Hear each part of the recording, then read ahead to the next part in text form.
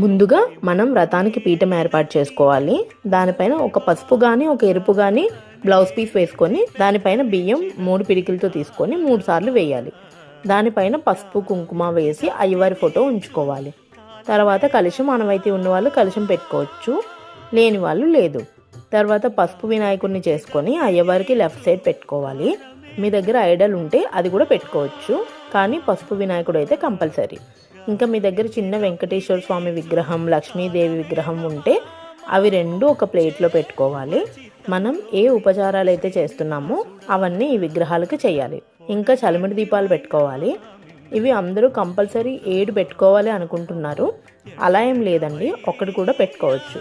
But అందులో ఒత్తులు మాత్రం 7 వేసుకోవాలి. స్వామి అలంకార ప్రియుడు కాబట్టి స్వామికి తులసిమాలతో పూలతో అలంకారం చేసుకోండి. తర్వాత ప్రసాదాలు. ఈ పూజకి ఎక్కువ ప్రసాదాలు ఏం అవసరం లేదండి. జస్ట్ 7 నల్ల నువ్వులతో చేసిన లడ్డు పెట్టి 7 నల్ల ద్రాక్షలు పెడితే చాలు. ఇంకా చేసుకుంటామంటే అది మీ ఇష్టం, బట్ ఇవైతే కంపల్సరీ. ఇంకా స్వామికి తాంబూలం పెట్టాలి.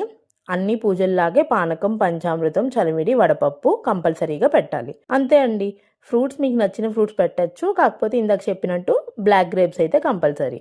ఇంకా అంతే అండి, పూజ స్టార్ట్ చేసుకోవచ్చు. 7 శనివారం వ్రతం బుక్ దొరుకుతుంది.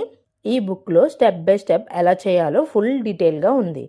అస్సలు ఏం చేయాలో తెలియని వాళ్ళకు కూడా అంతా అర్థమైపోతుంది. ఇది చదువుకుంటూ చేస్తే చాలు. ఇంకా మేము తెలుగు చదవలేం అనే వాళ్ళకి యూట్యూబ్లో ఈ పూజా విధానం చాలా వీడియోస్ ఉన్నాయండి. ఒక్కసారి చూడండి, అది చూస్తూ పూజ చేసుకోవచ్చు. గణపతి పూజ చేసి ఆచమనం చేసుకొని సంకల్పం చెప్పుకోవాలి. కలశం పెట్టుకున్న వాళ్ళు కలశారాధన చేసుకోవాలి. తర్వాత గణపతికి షోడశోపచార పూజ చేసి స్వామివారికి షోడశోపచార పూజ చేయాలి. ఇంకా అంతా బుక్లో ఉంటుంది. అలా ఫాలో అయ్యి మంచిగా పూజ చేసుకోండి.